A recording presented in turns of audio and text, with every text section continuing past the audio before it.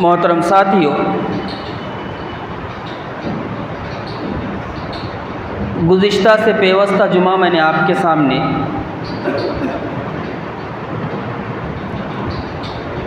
اللہ کی پکڑ اس عنوان کے تحت قرآن و سنت کی روشنی میں کچھ باتیں رکھی تھی۔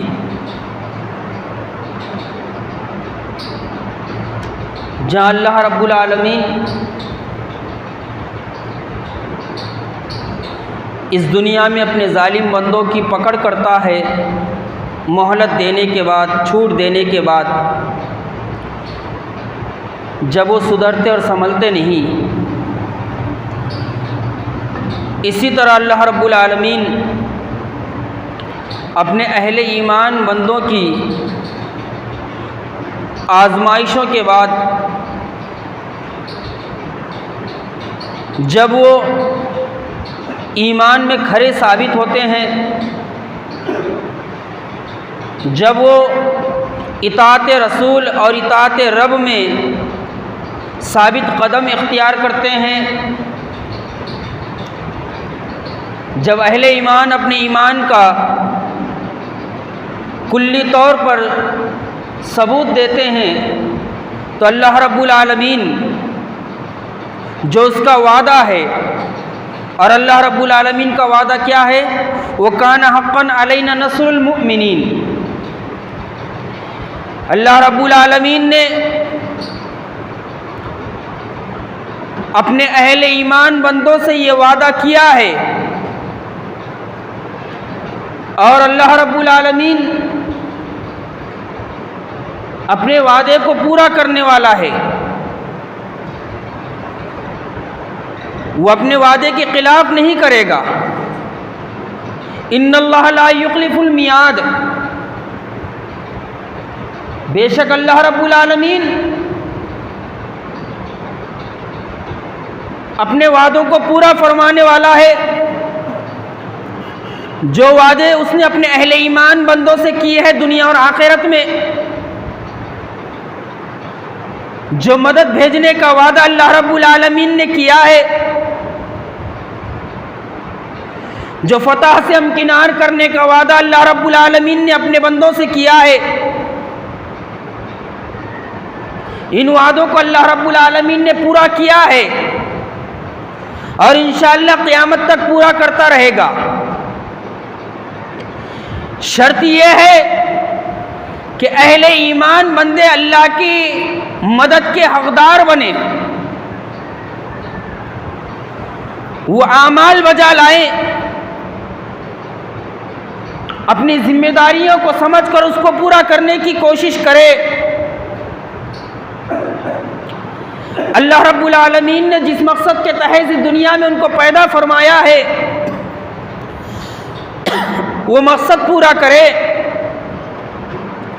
بے شک اللہ رب العالمین اپنے وعدے کے مطابق ان کی مدد ضرور بھی ضرور کرے گا۔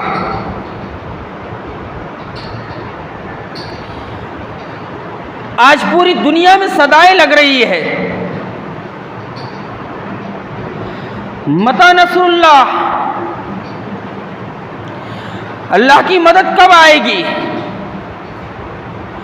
اللہ کی مدد کہاں ہے؟ اہل ایمان پریشان حال ہیں، تڑپ رہے ہیں، سسک رہے ہیں، ظالموں کے ظلم کا نشانہ بن رہے ہیں، پریشانیوں سے، مصیبتوں سے جھوز رہے ہیں، گنہگار ہونے کے باوجود، خطا کار ہونے کے باوجود ٹوٹی پھوٹی نمازیں ادا کر رہے ہیں، روزے رکھ رہے ہیں، حج کو جا رہے ہیں، اللہ کے راستے میں مال خرچ کر رہے ہیں، پھر بھی پوری دنیا میں یہ صدا گونج رہی ہے کہ متی نصر اللہ، اللہ کی مدد کب آئے گی؟ انشاءاللہ اللہ کی مدد آئے گی۔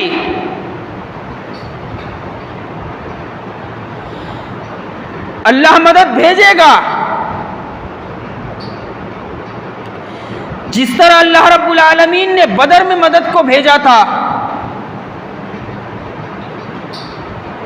جس طرح اللہ رب العالمین نے ہر دور میں اپنی مدد کو نازل فرمایا، لیکن شرط یہ ہے، اللہ کا قانون یہ ہے، اللہ کی سنت یہ ہے کہ اللہ کی مدد کو حاصل کرنے کے لیے اس دنیا میں فتح و کامرانی سے ہمکنار ہونے کے لیے ہمیں چاہیے کہ ہم ان شرائط کو پورا کریں جس کی بنیاد پر اللہ رب العالمین اہل ایمان کی مدد فرماتا ہے اس دنیا میں۔ اور وہ کیا ہے؟ وہ یہ ہے جس کو اللہ رب العالمین نے اپنی آخری کتاب میں بیان فرمایا، وَلَا تَهِنُوا وَلَا تَحْزَنُوا وَأَنْتُمُ الْأَعْلَوْنَ إِن كُنتُم مُؤْمِنِينَ۔ نہ کمزور پڑو اور نہ غم کرو، کیونکہ تم ہی سربلند رہو گے، سربلندی تمہارے ہی حصے میں آئے گی، غم کھانے کی ضرورت نہیں ہے، کمزور پڑنے کی ضرورت نہیں ہے، حالات سے مجبور ہو کر سودے بازی کرنے کی ضرورت نہیں ہے، حالات سے مجبور ہو کر ایمان سے ہاتھ دھونے کی ضرورت نہیں ہے، اللہ کے باغی بندوں کی چالوں سے مرعوب ہونے کی ضرورت نہیں ہے، ظالموں کے ظلم سے پریشان ہونے کی ضرورت نہیں ہے، کیونکہ ہمارے رب کا یہ فرمان ہے اپنی آخری کتاب میں، اس کا یہ وعدہ ہے اپنی آخری کتاب میں، اور اللہ اپنے وعدے کے خلاف نہیں جاتا، اللہ اپنے وعدے کے خلاف نہیں کرتا۔ وَلَا تَهِنُوا وَلَا تَحْزَنُوا، نہ کمزور پڑو اور نہ ہی غمزدہ ہو جاؤ، وَأَنْتُمُ الْأَعْلَوْنَ، تم ہی سربلند رہو گے، تم ہی غالب رہو گے، تم ہی کامیاب و کامران رہو گے۔ میرے بندو، تم سے پہلے بھی میں فتح سے ناز چکا ہوں، تم سے پہلے بھی میری مدد آ چکی ہے، لیکن میری مدد حاصل کرنے کی کچھ شرائط ہے، جب تم ان شرائط کو پورا کرو گے تو میری مدد تمہیں ضرور حاصل ہوگی۔ اور میری مدد کی شرائط میں سے کیا شرط ہے؟ ان کنتم مؤمنین، اگر تم سربلندی چاہتے ہو، اگر تم دنیا میں کامیابی چاہتے ہو، تو شرط یہ ہے کہ تم ہر حال میں مومن رہنا،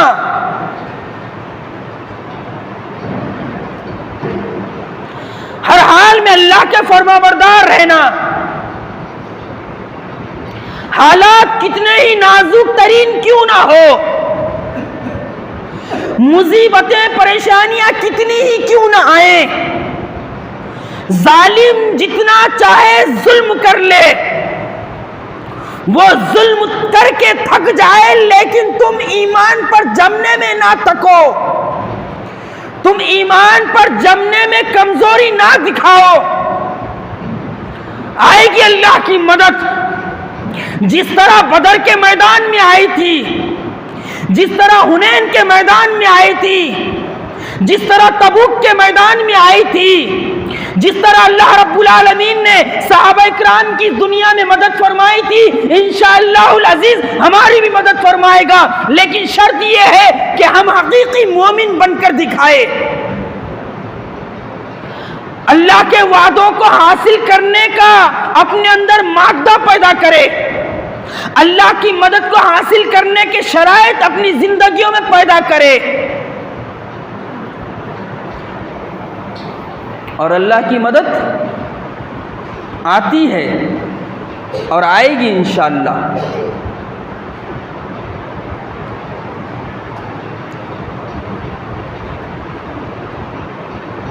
آئیے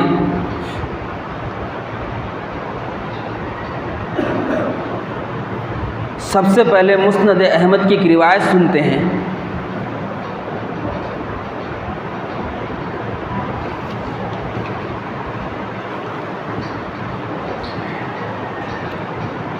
چند نوجوان صحابہ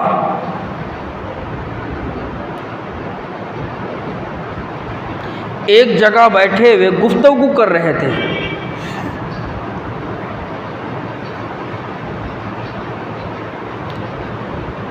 جن میں ایک مشہور صحابی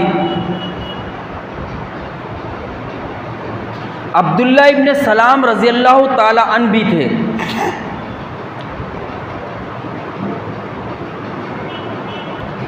یہ عبداللہ ابن سلام رضی اللہ تعالیٰ عنہ کون ہے معلوم آپ کو؟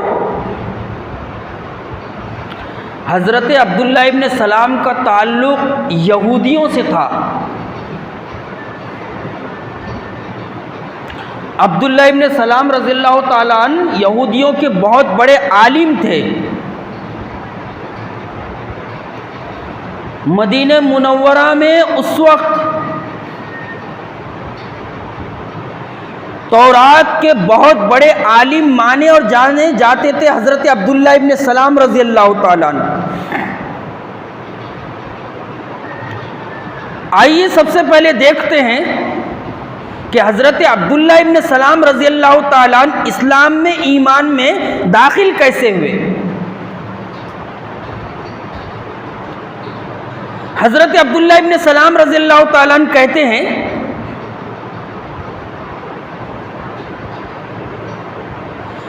جب آپ صلی اللہ علیہ وسلم مدینہ منورہ پہنچے، مکہ مکرمہ سے ہجرت کر کے، پورے مدینے میں گونج لگی ہوئی تھی، محمد صلی اللہ علیہ وسلم مدینہ منورہ آ گئے۔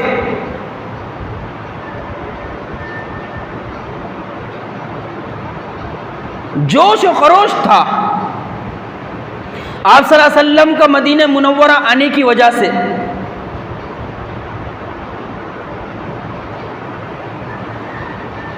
حضرت عبداللہ ابن سلام کہتے ہیں رضی اللہ عنہ،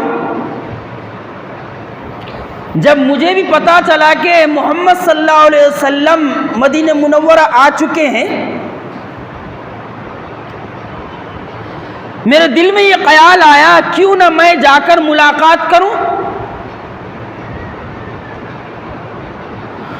وہ نشانیاں دیکھوں جو تورات اور انجیل میں آپ صلی اللہ علیہ وسلم کے متعلق بیان کیے گئے ہیں۔ تورات اور انجیل میں آپ کے آنے کی خوشخبری بھی سنائی گئی تھی اور آپ کی نشانیاں بھی بیان کی گئی تھی۔ عبداللہ ابن سلام کہتے ہیں میرے دل میں خیال آیا اور میں آپ کو ملنے کے لیے نکل پڑا۔ جب میں ملنے کے لیے آپ کے پاس آیا تو میں نے دیکھا لوگ آپ کو گھیرے میں لیے ہوئے ہیں اور آپ صلی اللہ علیہ وسلم اونٹنی پر بیٹھے ہوئے ہیں۔ آپ صلی اللہ علیہ وسلم اونٹنی پر بیٹھے ہوئے ہیں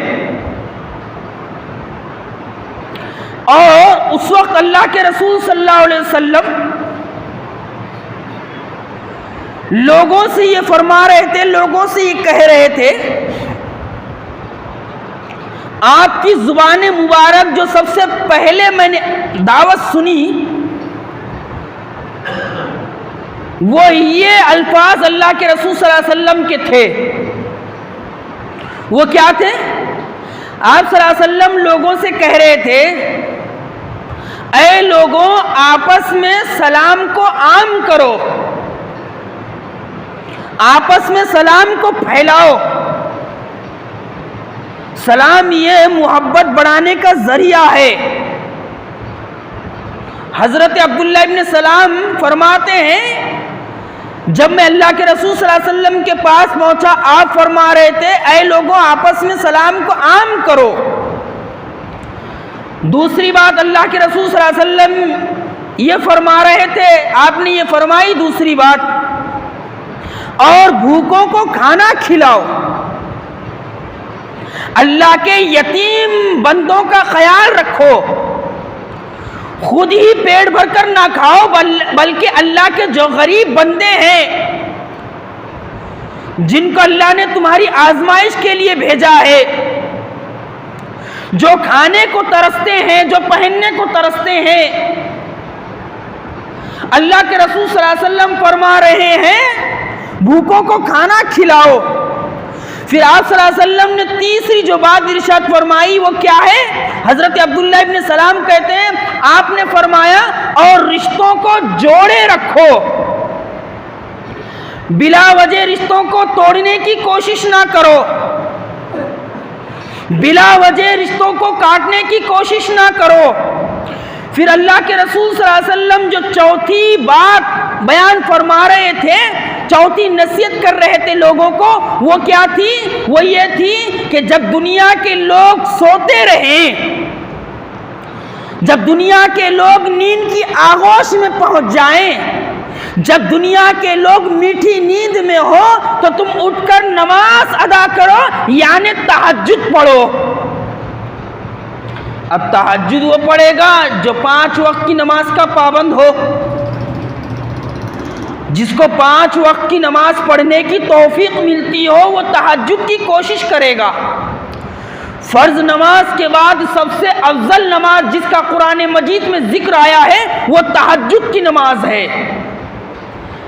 جب ساری کائنات سو جاتی ہے، جب ساری کائنات نیند کی آغوش میں پہنچ جاتی ہے، جب ساری کائنات خراٹے لیتی ہیں، تو اللہ کے خاص بندے وہ ہوتے ہیں جو رات کو اٹھتے ہیں اور رات کو اٹھ کر وضو بناتے ہیں اور وضو بنا کر اللہ کے سامنے کھڑے ہو جاتے ہیں تہجد کے لیے۔ اللہ کے رسول صلی اللہ علیہ وسلم فرما رہے ہیں کہ دیکھو جب دنیا کے سارے لوگ سونے میں مگن ہو، سارے لوگ سو رہے ہوں، تو تمہیں چاہیے کہ تم اٹھ کر اللہ کی یاد کے لیے نماز قائم کرو، یعنی تہجد ادا کرو۔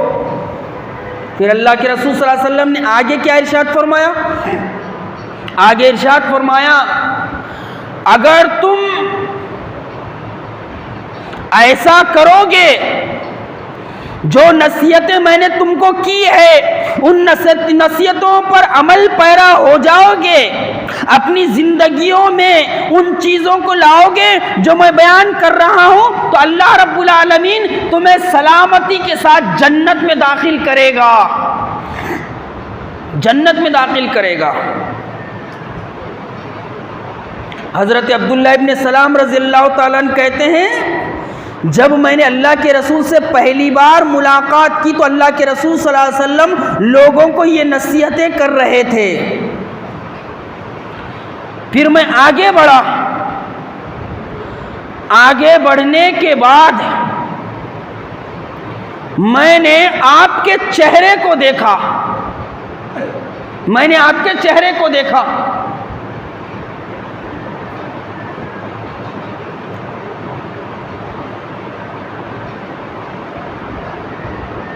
جب میں نے آپ کے چہرے کو دیکھا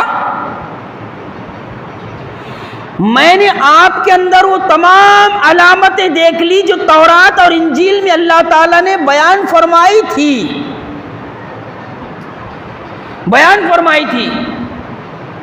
اور حضرت عبداللہ ابن سلام رضی اللہ تعالیٰ عنہ کہتے ہیں کہ جب میں نے آپ کے چہرے کو دیکھا میں ساری چیزیں بھول گیا، بس میں آپ کے چہرے کو دیکھتا رہ گیا اور میرے دل میں یہ خیال آیا، میں یہ بول اٹھا کہ اتنا خوبصورت چہرے والا یہ کبھی جھوٹا نہیں ہو سکتا،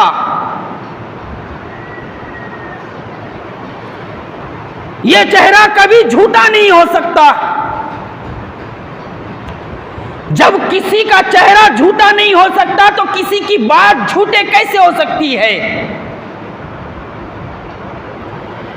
پھر عبداللہ ابن سلام رضی اللہ تعالیٰ عنہ کہتے ہیں کہ میں نے ایمان لایا اور ایمان لانے کے بعد حضرت عبداللہ ابن سلام رضی اللہ تعالیٰ عنہ چند صحابہ اکرام کے ساتھ کیا کر رہے تھے؟ گفتگو کر رہے تھے۔ اور گفتگو کیا ہو رہی تھی؟ آپس میں صحابہ اکرام چند نوجوان بیٹھ کر گفتگو کیا کر رہے تھے؟ ہم بھی بیٹھتے ہیں، ہماری بھی گفتگو ہوتی ہے، ذرا دیکھیں ہماری گفتگو کیا ہوتی ہے اور صحابہ کرام کی گفتگو کیا ہوا کرتی تھی. صحابہ کرام کیا گفتگو کیا کرتے تھے, کیا بات چیت کیا کرتے تھے. اور جب ہمارا جم گھٹا بیٹھتا ہے,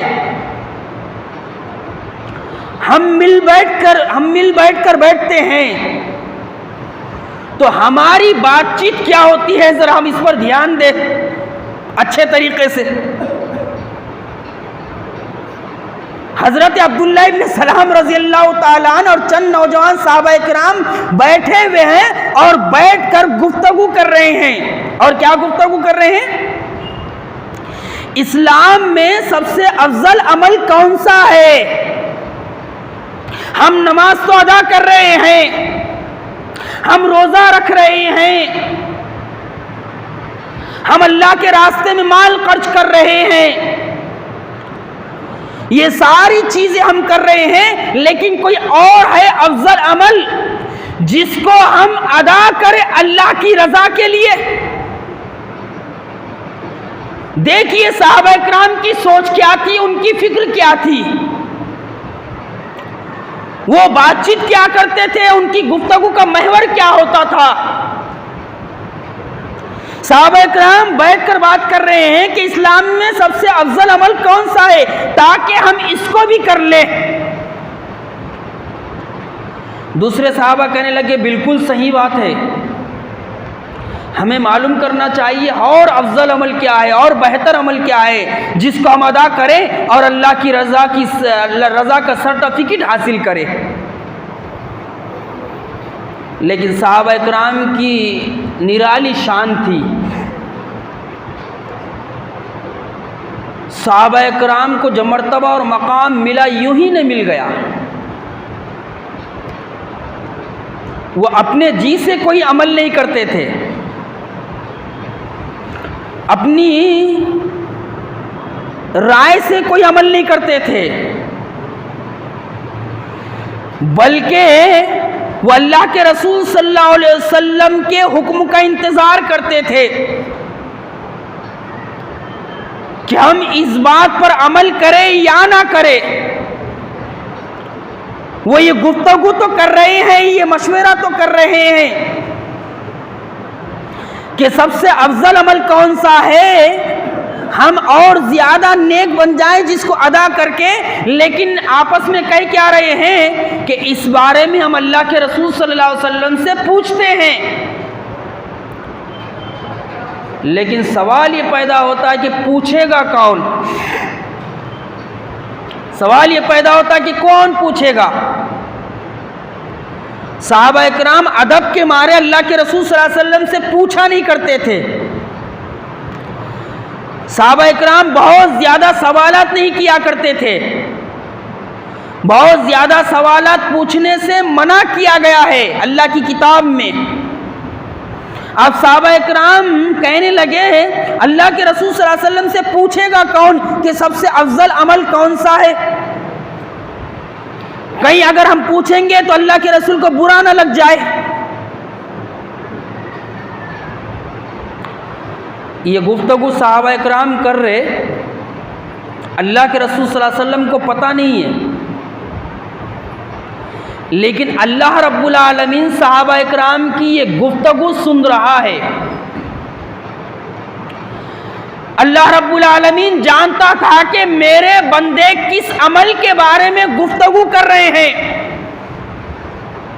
وہ یہ چاہتے ہیں کہ افضل عمل معلوم کیا جائے کہ افضل عمل کون سا ہے, لیکن وہ اخلاقاً نبی سے پوچھنے کے لیے تیار نہیں ہے. اللہ رب العالمین صحابہ کرام کے بیٹھے ہوئے جم گٹھے کی گفتگو سن رہا تھا, اور جب اللہ رب العالمین نے سنا تو اللہ رب العالمین کو صحابہ کرام کی یہ گفتگو بہت بہتر نظر آئی, بہت اچھی نظر آئی. تو ہوا کیا معلوم, اللہ رب العالمین نے اپنے نبی کو اس کی خبر دی جبرائیل علیہ السلام کے ذریعے سے.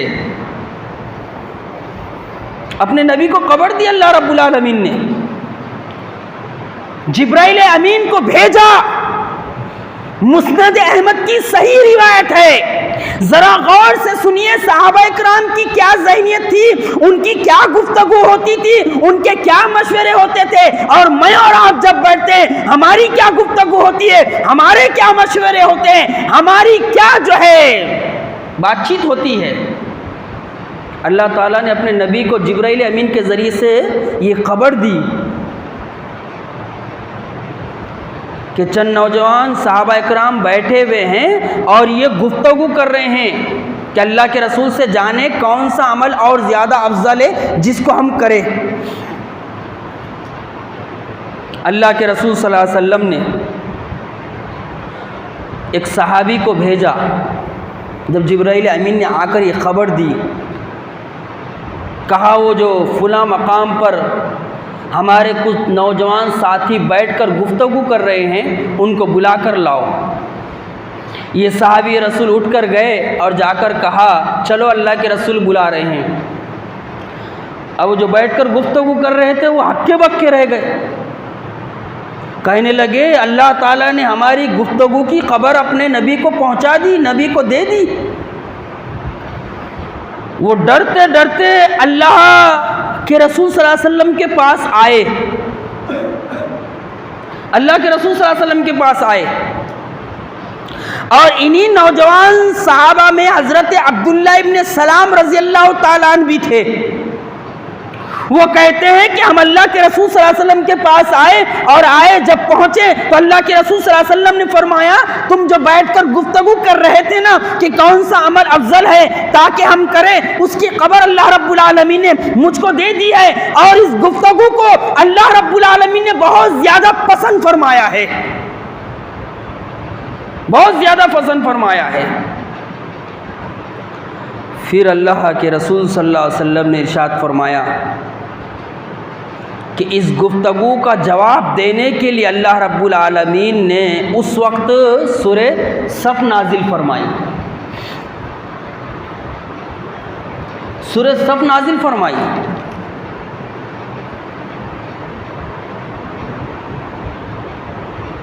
اور سورہ صف نازل فرما کر اللہ رب العالمین نے قیامت تک اہل ایمان کو یہ بتایا اور سمجھایا ہے اگر تم اللہ کی مدد حاصل کرنا چاہتے ہو، اگر تم یہ چاہتے ہو کہ اللہ رب العالمین کی مدد اجتماعی طور پر تمہارے اوپر نازل ہو، آج پوری دنیا میں نعرہ لگ رہا ہے متی نصر اللہ، اللہ کی مدد کدھر ہے، اللہ کی مدد کہاں ہے، اللہ کی مدد کب آئے گی؟ اللہ کی مدد اس وقت آئے گی جب ہم وہ شرائط پورے کریں گے اجتماعی طور پر۔ اللہ کا قانون ہے، اللہ کی سنت ہے، اللہ اپنے بندوں پر مدد نازل فرماتا ہے، لیکن وہ شرائط کیا ہے؟ وَلَا تَهِنُوا وَلَا تَحْزَنُوا وَأَنْتُمُ الْأَعْلَوْنَ إِن كُنتُم مُؤْمِنِينَ۔ نہ کمزور پڑو نہ غمزدہ ہو جاؤ، تم ہی سربلند رہو گے، لیکن شرط کیا ہے؟ تم مومن رہنا۔ نازک ترین حالات میں تمہارا ایمان کمزور نہیں پڑنا، نازک ترین حالات میں تم توحید سے سودے بازی نہیں کرنا، نازک ترین حالات میں تم نبی کی سنتوں سے سودے بازی نہیں کرنا۔ اگر تم جمے رہو گے، ڈٹے رہو گے، پھر اللہ رب العالمین کی مدد آئے گی، جس طرح اس نے بدر میں اپنی مدد کو بھیجا نہیں بھیجا؟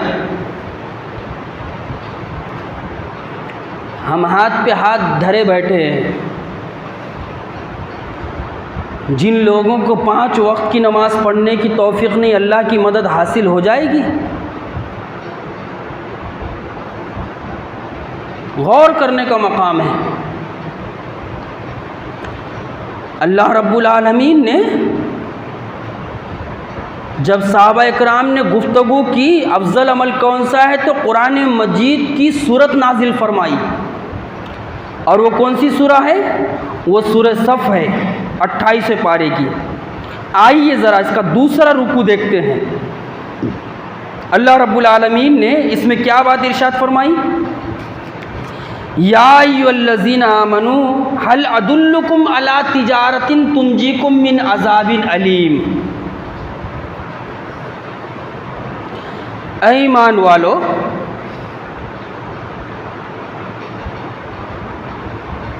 کیا میں تمہیں ایسی تجارت نہ بتاؤں، ایسی تجارت کی خبر نہ دوں؟ اللہ نے یہاں لفظ تجارت استعمال کیا۔ تجارت سے انسان کو بڑی محبت ہوتی ہے، بڑا لگاؤ ہوتا ہے۔ ایک کاروبار میں انسان کامیاب ہو گیا تو دوسرا کاروبار کرنے کی کوشش کرتا ہے۔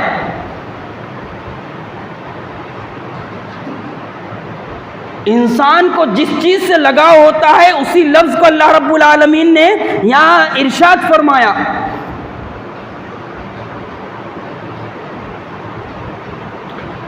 اے ایمان والو، یا ایھا الذین آمنوا هل ادلکم علی تجارۃ تنجیکم من عذاب علیم، اے ایمان والو کیا میں تمہیں وہ تجارت نہ بتلاؤں جو تمہیں دردناک عذاب سے بچائے گی۔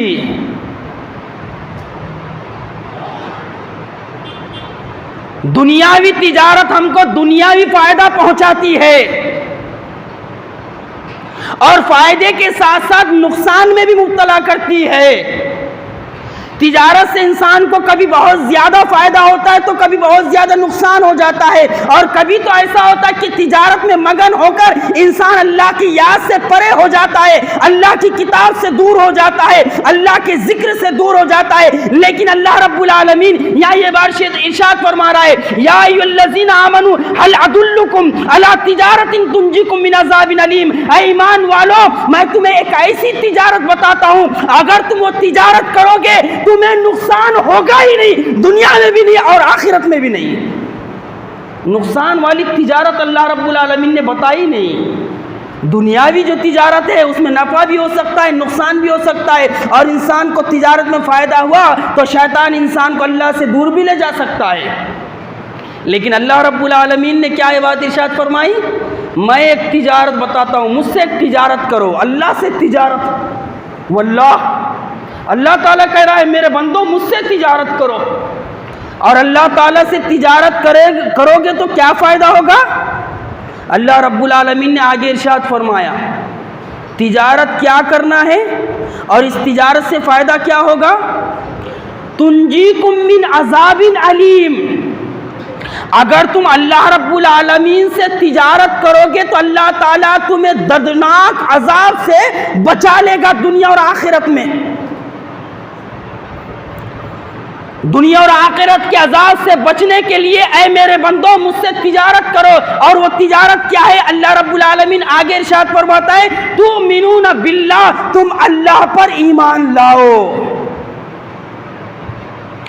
اللہ کی مدد حاصل کرنے کی سب سے پہلی شرط یہ ہے کہ ہم اللہ پر ایمان لائے اور اس ایمان کے تقاضے کو پورا کرے، اپنی توحید کو شرک سے گڈمٹ نہ کرے۔ اس بات کو یاد رکھے، اگر ہم اللہ کی مدد کے حقدار بننا چاہتے ہیں تو مجھے اور آپ کو چاہیے اپنی توحید کو خالص کرے، وہ توحید بنائے جو صحابہ کرام نے بنائی تھی، اور جنہوں نے ایسی توحید بنائی تھی کہ انہوں نے پھر کبھی اس توحید میں شرک کی آمیزش نہیں کی۔ غور کرنے کا مقام ہے، اللہ کا وعدہ تو سچا ہے اور اللہ تعالیٰ اپنے وعدے کے خلاف نہیں کرتا۔ اللہ نے کیا وعدہ کیا؟ وَكَانَ حَقًّا عَلَيْنَا نَصْرُ الْمُؤْمِنِينَ، اللہ پر ہے کہ وہ مومنوں کی مدد کرے۔ لیکن اللہ تعالیٰ مدد کب کرتا ہے؟ جب مومنوں کا ایمان خالص ہوتا ہے، وہ ایمان میں مخلص ہوتے ہیں، مخلص ہوتے ہیں۔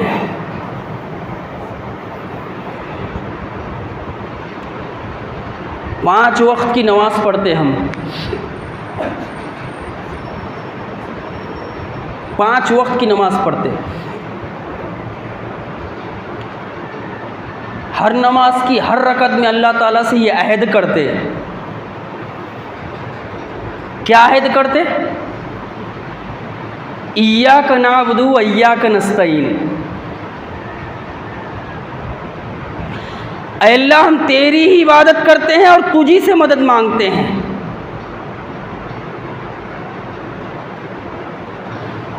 اللہ رب العالمین سے ہم یہ عہد کرتے ہیں کہ عبادت اور بندگی کے لائق اگر کوئی ہے تو تیری ذات ہے. ہمارا سر اگر جھک سکتا ہے تو تیرے آگے جھک سکتا ہے.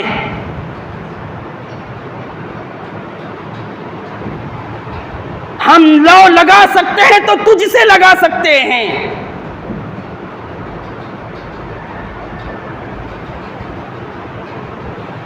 کیونکہ تو داتا ہے.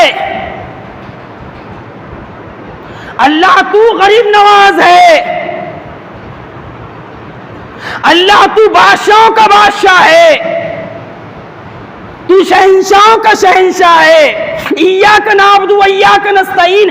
میں اور آپ ہر نماز میں اللہ رب العالمین سے یہ عہد کر رہے ہیں اللہ تیرے علاوہ کسی اور کی عبادت و بندگی نہیں کریں گے. ہمارا ایمان جتنا خالص ہوگا, ہماری توحید جتنی مضبوط ہوگی, ہم اللہ کی مدد کے حقدار بنیں گے. اور ہمارے ایمان میں جتنا زیادہ شرک کی آمیزش ہوگی, ہمارا ماتھا اللہ کے علاوہ کہیں مردوں کے آگے جھکے گا, کہیں زندوں کے آگے جھکے گا.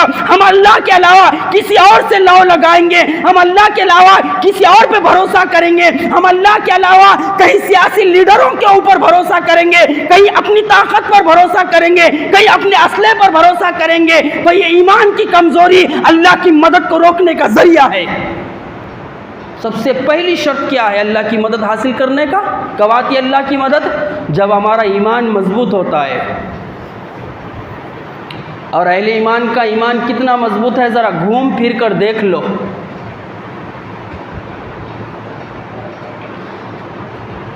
خالہ یہ بچے کو کہاں لے کر جا رہے ہیں؟ اس کی چوٹی کیوں رکھ دیے؟ منت تھی جی. بولے انا للہ و انا الیہ راجعون. بڑے پہاڑ کو جا رہے. بولے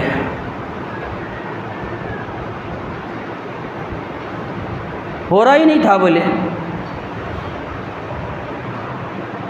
وہاں جا کے ہم نے نظر مانے, منت مانگے, بابا اگر ہم کو لڑکا ہو گیا تو ہم آئیں گے پنڈت کی طرح بال بڑھا کر اور آپ کو نذرانہ چڑھائیں گے, 1 بکرے کی شکل میں, 2 بکرے کی شکل میں. ادھر قرآن مجید اٹھاؤ, اللہ رب العالمین ارشاد فرما رہا ہے. کیا ارشاد فرما رہا ہے اللہ رب العالمین؟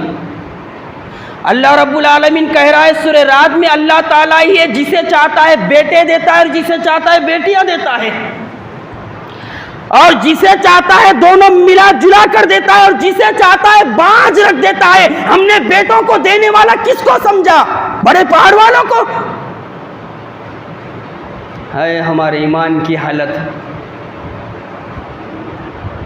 ارے خالو کہاں سے آ رہے؟ اصحاب رسول پہ سے آ رہے جی. بولے کیوں, کس لیے گئے تھے؟ ذرا چادر چڑھانے گئے تھے. بولے کیوں, کیا ہو گیا, کیا کرنا جی؟ بولے بیماریوں پہ بیماریاں, بیماریوں پہ بیماریاں, بیماریوں پہ بیماریاں آ رہی. بولے لا حول ولا قوت الا باللہ.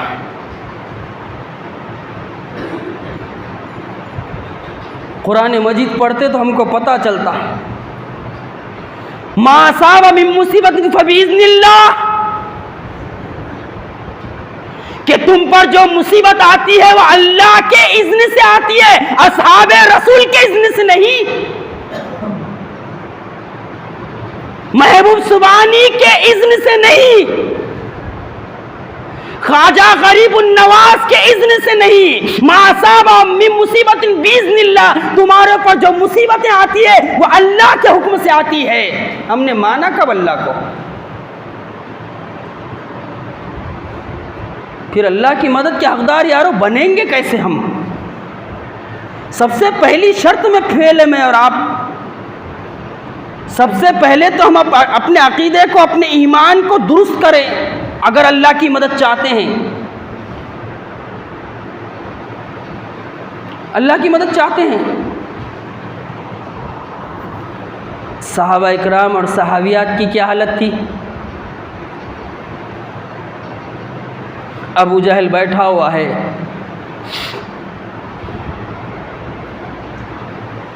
بوڑھی صحابی آ رہی ہے حضرت زنیرہ رضی اللہ تعالی عنہ.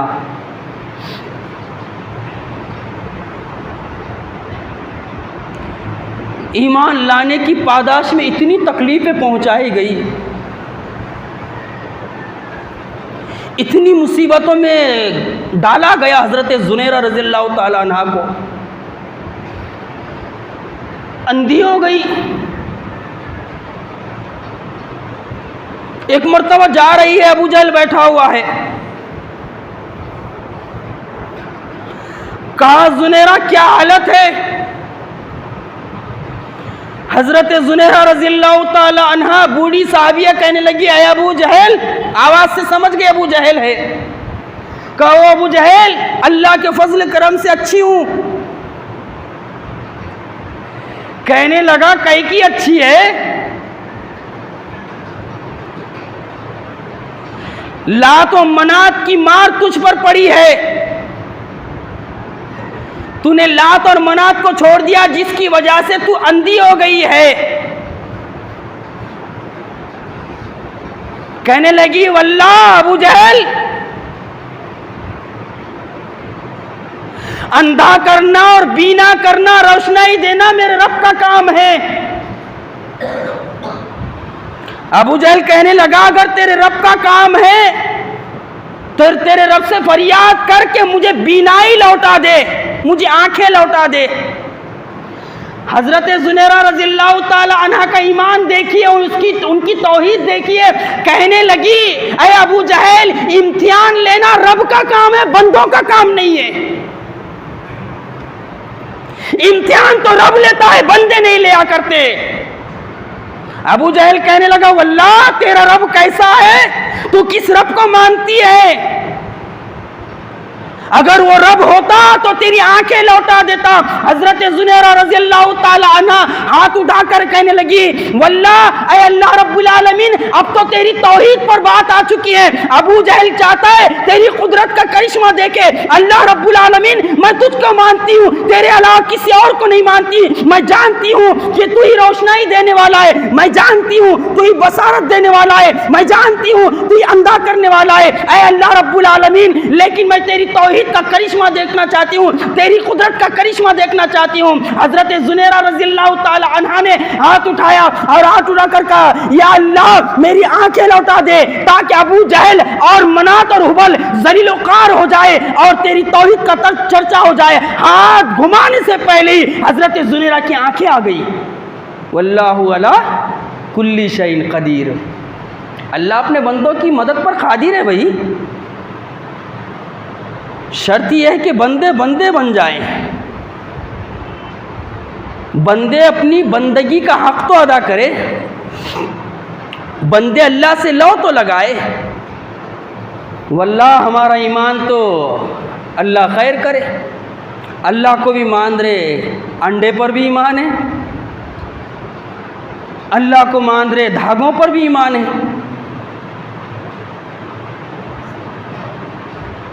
اللہ کو مان رہے نہ جانے کن کن چیزوں پر ایمان ہے.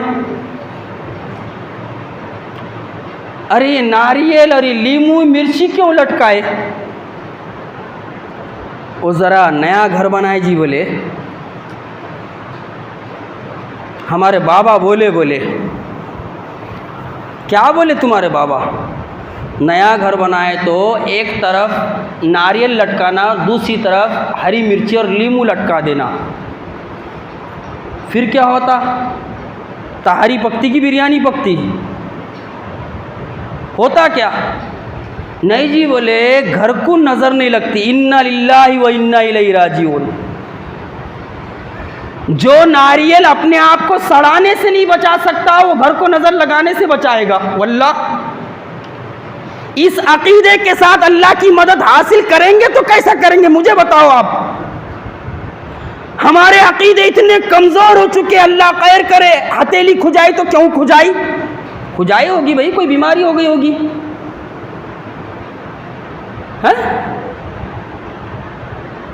دیکھیے ادھر صحابہ اکرام کی حالت.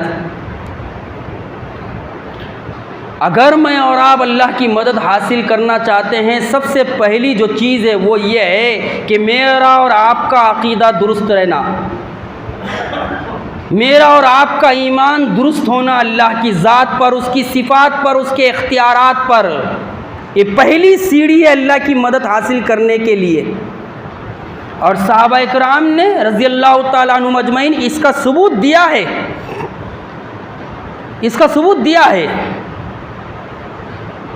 جتنا زیادہ ان کا ایمان مضبوط تھا اتنا ہی زیادہ وہ اللہ پر بھروسہ کرنے والے تھے، اور جتنا زیادہ وہ اللہ پر بھروسہ کرنے والے تھے اتنا ہی زیادہ آزمائشوں میں کھڑے ثابت ہوئے، اور جتنا زیادہ آزمائشوں میں کھڑے ثابت ہوئے اتنی ہی اللہ کی مدد ان کو حاصل ہوئی، اتنی ہی مدد اللہ کی ان کو حاصل ہوئی۔ آئیے ذرا دیکھتے ہیں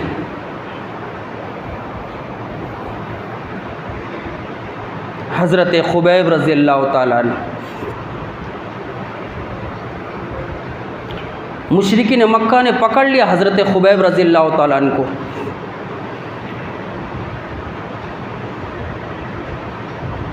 جکڑ کر میدان میں لایا گیا۔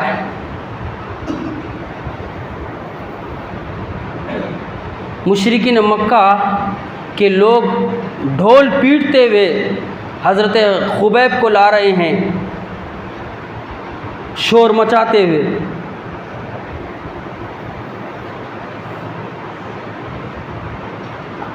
شور مچاتے ہوئے لا رہے ہیں۔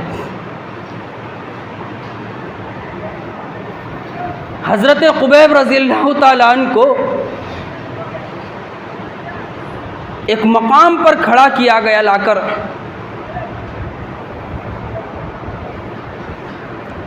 کوئی تھپڑ مار رہا ہے حضرت خبیب رضی اللہ تعالیٰ عنہ کو، کوئی آپ کے جسم پر تھوک رہا ہے۔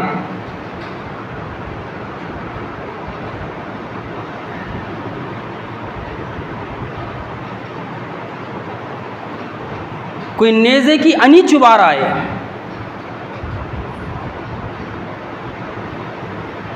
مشرکین مکہ کے سرداروں نے پوچھا، اے خبیب تمہاری آخری خواہش کیا ہے تاکہ تمہاری آخری خواہش پوری کر دی جائے؟ حضرت خبیب رضی اللہ تعالیٰ عنہ کہنے لگے، میں 2 رکعت نماز پڑھنا چاہتا ہوں۔ کہا تجھے چھوٹ ہے؟ ہلکا پھلکا وضو بنایا، ہلکی پھلکی نماز پڑھی۔ نماز پڑھنے کے بعد سلام پھیرنے کے بعد مشرکین مکہ کی طرف رخ کیا اور کہا، اے مشرکین مکہ، آج جو نماز میں لذت محسوس ہو رہی تھی، آج جو مزہ آ رہا تھا، اس سے پہلے کبھی نہیں آیا۔ میرے دل نے چاہا کہ میں نماز کو لمبی کروں، لیکن میں نے اپنی نماز کو اس لیے چھوٹا کر دیا کہ تم بعد میں یہ نہ کہنے لگو کہ محمد صلی اللہ علیہ وسلم کے ساتھی موت کے ڈر سے نماز کو لمبی کر دیتے ہیں، اس لیے میں نے اپنی نماز کو چھوٹا کر دیا۔ مشرکین مکہ نے آپ کو لٹکا دیا۔ بہت سارے لوگوں نے اس واقعے میں بہت ساری باتیں لکھی ہے، جن کو جو ملا علم کی روشنی میں انہوں نے لکھا ہے۔ حضرت خبیب رضی اللہ تعالیٰ عنہ کو لٹکا دیا گیا۔ بعض لوگوں نے یہاں تک لکھا ہے کہ ان کی انگلی کو کاٹا جاتا اور کہا جاتا کہ دیکھو اسلام کا انکار کرو، دین کا انکار کرو تو ہم تمہیں چھوڑ دیں گے۔ تو حضرت خبیب رضی اللہ تعالیٰ عنہ کہتے ہیں، کوئی بات نہیں، کاٹو، لیکن نہ ایمان سے ہاتھ دوں گا نہ اسلام سے ہاتھ دوں گا۔ یارو یہ وقت کا تقاضا ہے، حالات دن بدن خراب ہو رہے ہیں، ہم ان حالات سے کمزور پڑنے کی کوشش نہ کریں، بلکہ اللہ کے وعدے پر یقین رکھیں، وَلَا تَهِنُوا وَلَا تَحْزَنُوا وَأَنْتُمُ الْأَعْلَوْنَ إِن كُنتُم مُّؤْمِنِينَ۔ دیکھو کمزور نہ پڑو، غم زدہ نہ ہو جاؤ، لیکن کیا کرو؟ لیکن یہ یاد رکھو سربلندی اور مرتبہ اور مقام تمہارے حصے میں آئے گا، لیکن شرط یہ ہے کہ تم کیا کرو؟ اپنے آپ کو مومن بناؤ، اللہ کا حقیقی بندہ اپنے آپ کو بناؤ، انشاءاللہ اللہ کی مدد آئے گی۔ آئے گی نا؟ انشاءاللہ آئے گی انشاءاللہ۔ وَلَا تَقْنَطُوا مِن رَحْمَتِ اللَّهِ، اللہ کی رحمت سے مایوس ہونے کی ضرورت نہیں ہے۔ بس میں اور آپ سوچیں کہ اللہ کی مدد حاصل کرنے کے ذرائع کیا ہے، ان ذرائع کو اختیار کریں ہم سب مل کر۔ یہ وقت کا اہم تقاضا ہے۔ ذرا غور کیجئے، دنیا پر نگاہ ڈالیے، حالات دن بدن خراب ہو رہے ہیں، لیکن حالات کے خراب ہونے کی وجہ سے ہم کمزور پڑنے کی کوشش نہ کریں، بلکہ حالات جتنے خراب ہوں ہمیں چاہیے کہ ہم اللہ کی یاد کی طرف آئے، اللہ کی کتاب کی طرف آئے، نبی کی تعلیمات کی طرف آئے۔ آئے گی انشاءاللہ اللہ کی مدد۔ پوری دنیا میں نعرہ لگ رہا نا، متى نصر اللہ، اللہ کی مدد کب آئے گی؟ نصر من اللہ و فتح قریب، اللہ کی مدد فتح، مدد اور فتح قریب ہے انشاءاللہ، لیکن شرط یہ ہے کہ ہمیں وہ عمل کرنا پڑے گا جس کی وجہ سے میں اور آپ اللہ کی مدد کے حقدار بنے انشاءاللہ۔ ایک مشرکین مکہ کے سردار نے کہا، دیکھیے نازک ترین حالات حضرت خبیب رضی اللہ تعالیٰ عنہ کے اوپر، ایک ایک عضو کو کاٹا جا رہا ہے۔ غلطی کیا تھی ان کی؟ بس ایمان لائے تھے، ایمان پر ثابت قدم اختیار کیے ہوئے تھے، اللہ کے رسول کا کلمہ پڑھا تھا، اس کلمے کے تقاضے کو پورا کر رہے تھے، بس اس کلمے کے تقاضے کو پورا کر رہے تھے۔ مشرکین مکہ کے ایک سردار نے کہا، اے خبیب ہم تجھے چھوڑ دیں گے، خالی اپنی زبان سے یہ کہہ دے کہ میری جگہ محمد ہوتے صلی اللہ علیہ وسلم۔ ویسی حالت میں بھی حضرت خبیب رضی اللہ تعالیٰ عنہ کے ایمان نے جوش مارا اور کہنے لگے مشرکین مکہ، تم کہتے ہو کہ میری جگہ محمد صلی اللہ علیہ وسلم ہوتے، ارے میں اس بات کو بھی پسند نہیں کرتا کہ محمد صلی اللہ علیہ وسلم اپنے گھر میں بیٹھے ہوئے ہو اور میں مدینے کے گلی کوچے میں گھوموں، اور میں یہ بات بھی پسند نہیں کرتا کہ محمد صلی اللہ علیہ وسلم کے گھر میں آپ کو کانٹا چبھ جائے، میں اس بات کو پسند نہیں کرتا کہ محمد صلی اللہ علیہ وسلم کے پیر میں کانٹا چبھ جائے، میں اس بات کو کیسا پسند کروں کہ میری جگہ محمد صلی اللہ علیہ وسلم ہوتے۔ یا ایھا الذین آمنوا هل ادلکم علی تجارۃ تنجیکم من عذاب علیم، اے ایمان والو میں تم کو ایک ایسی تجارت بتاتا ہوں، اگر وہ تجارت تم نے کر لی میرے ساتھ، اللہ رب العالمین اپنے بندوں سے کہہ رہا ہے اگر تجارت کرنا ہے مجھ سے تجارت کرو، اور تجارت بھی کیسی ہے؟ دنیا کی تجارت نہیں ہے جس میں مگن ہو کر انسان اللہ کی یاد سے دور ہو جائے، دنیا کی تجارت نہیں ہے کبھی بہت فائدہ ہو گیا تو کبھی بہت زیادہ نقصان ہو گیا، یہ وہ تجارت ہے جو اللہ رب العالمین اپنے بندوں سے کر رہا ہے اور کہہ رہا ہے کہ ایسی تجارت بتاؤں گا جس میں نفع ہی نفع ہوگا، نقصان کا کوئی شائبہ نہیں ہوگا۔ یا ایھا الذین آمنوا هل ادلکم علی تجارۃ تنجیکم من عذاب علیم، اور تجارت کیسی ہوگی؟ جب تم اللہ سے تجارت کرو گے اللہ تمہیں دردناک عذاب سے بچائے گا، اور وہ تجارت کیا ہے؟ تؤمنون باللہ، سب سے پہلی چیز کیا ہے اللہ کی مدد حاصل کرنے کے لیے؟ اللہ پر ایمان، توحید کا صحیح ہونا۔ توحید اگر صحیح نہیں ہے تو ہماری کوششیں کوئی معنی نہیں رکھتی، ہماری نمازیں کوئی معنی نہیں رکھتی، ہمارے جلسے کوئی معنی نہیں رکھتے، ہماری بھیڑ کوئی معنی نہیں رکھتی اگر ہماری توحید درست نہیں ہے تو۔ ہاں پھر اللہ رب العالمین نے آگے کیا ارشاد فرمایا؟ وَتُجَاهِدُونَ فِي سَبِيلِ اللَّهِ بِأَمْوَالِكُمْ وَأَنفُسِكُمْ،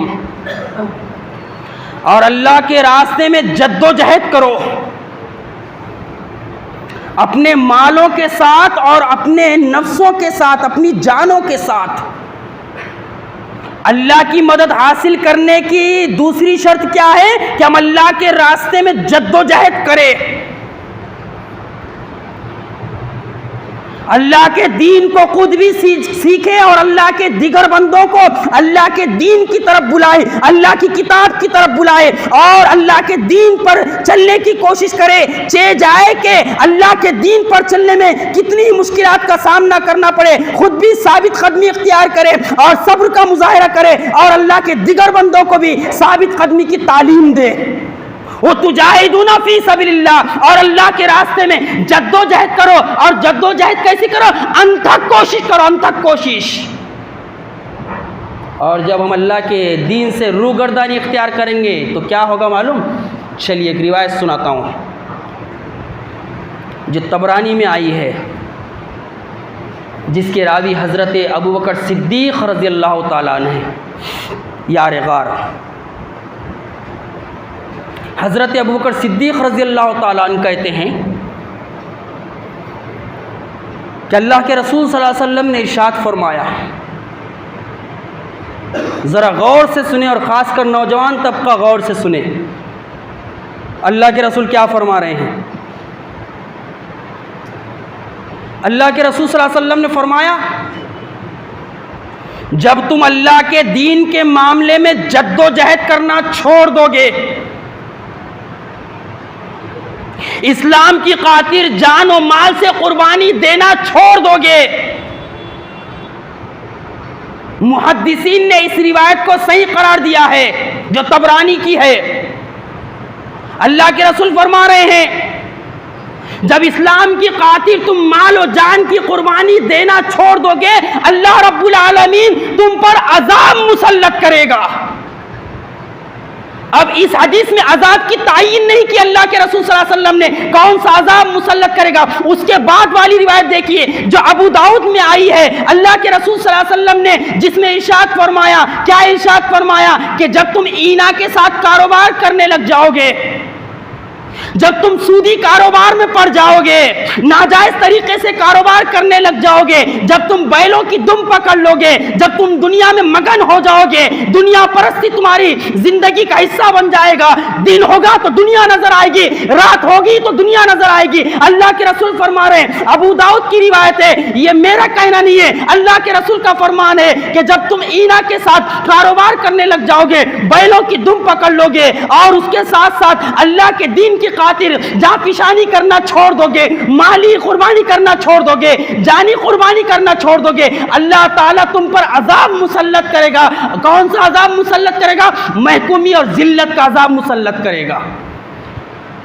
محکومی اور ذلت کا عذاب پوری دنیا اس کو دیکھ رہی ہے کہ نہیں دیکھ رہی ہے۔ اور اللہ کے رسول نے آگے کیا ارشاد فرمایا، ذرا غور سے سنیے۔ اللہ کے رسول صلی اللہ علیہ وسلم نے آگے ارشاد فرمایا، اللہ اس عذاب کو اس وقت تک نہیں دور کرے گا جب تک تم اصل دین کی طرف نہیں پہنچ جاتے، جب تک تم قرآن و سنت کو نہیں تھامتے۔ تو یارو، اگر ہم اس دنیا میں اللہ کی مدد کے حقدار بننا چاہتے ہیں تو یہ شرائط اللہ رب العالمین نے اپنی آخری کتاب میں ارشاد فرمائی کہ ہم اللہ پر ایمان لائیں اور ایمان کے تقاضوں کو پورا کریں، اور اس کے ساتھ ساتھ کیا کریں؟ اللہ کے راستے میں جد و جہد کریں، اللہ کے دین کی خاطر اپنے وقت کو لگائیں۔ وقت ہے میرے پاس بھی اور آپ کے پاس بھی، جوانیاں ہیں میرے پاس بھی اور آپ کے پاس بھی، ان جوانیوں کو ہم اللہ تلے نہ گزارے یارو۔ وقت کا تقاضا ہے، وقت للکار رہا ہے، وقت اٹھا رہا ہے، وقت تھپڑ مار رہا ہے، وقت غفلت سے جگا رہا ہے۔ الحمدللہ پرسوں جو عیدگاہ میں پروگرام ہوا، نوجوانوں نے بڑی محنت کی، ماشاءاللہ بڑی بھیڑ جمع ہوئی، جس سے اس بات کا پتہ چلتا ہے کہ آج بھی الحمدللہ ہم ہیں زندہ، دین کی خاطر جمع ہو سکتے ہیں، لیکن یارو مہینے 2 مہینے میں جمع ہونا، سال میں جمع ہونا نہیں، بلکہ ہمیں یہ مستقل مزاجی کے ساتھ کرنا ہے۔ مستقل مزاجی کے ساتھ اللہ کے دین کا کام کرنا ہے، اللہ کی کتاب کو پڑھنا ہے، پڑھانا ہے، سمجھنا ہے، سمجھانا ہے، اللہ کے گھر کو آباد کرنا ہے۔ الحمدللہ نوجوانوں کی کافی تعداد تھی پرسوں پروگرام جو ہوا، لیکن یہ مستقل مزاجی اپنے اندر پیدا کرنا ہے کہ ایک مرتبہ پروگرام ہو گیا، ایک مرتبہ دین کی بات سن لی اور اللہ اللہ خیر صلی اللہ، جی نہیں، بلکہ مستقل یہ کام کرنا ہے انشاءاللہ۔ بولو بھائی، تو یہ اللہ کی مدد کا وعدہ اللہ نے کیا ہے، لیکن اس کی شرائط کو مجھے اور آپ کو پورا کرنا ہے۔ اور الحمدللہ خطبہ بھی کافی لیٹ شروع ہوا، اس لیے 2:10 کے بعد یہ خطبہ چالو 1:10 کے بعد خطبہ چالو ہوا تھا، تو الحمدللہ آپ لوگ بڑے اطمینان سے بیٹھ کر سن رہے ہیں۔ بس آخری میں ایک چھوٹا سر کا واقعہ میں آپ کے سامنے رکھ کر اپنی بات کو ختم کروں گا کہ اللہ رب العالمین اپنے بندوں کی مدد فرماتا کس طرح ہے۔ بھروسہ رکھیں انشاءاللہ اللہ کی ذات پر، انشاءاللہ اللہ مدد فرمانے والا ہے۔ اور اللہ تعالیٰ نے وعدہ کر لیا ہے، کیا وعدہ کر لیا ہے؟ وہ کان حقاً علینا نصر المومنین، مومنوں کی مدد کرنا اللہ کا حق ہے، لیکن شرط کیا ہے کہ مومن ہو جائیں۔ دیکھیے ذرا، روم کے ساتھ صحابہ اکرام جنگ کے لیے گئے، ایک نوجوان صحابی رسول کو روم کی فوجیوں نے پکڑ لیا اور ان کو بیڑیاں پہنا دی گئی۔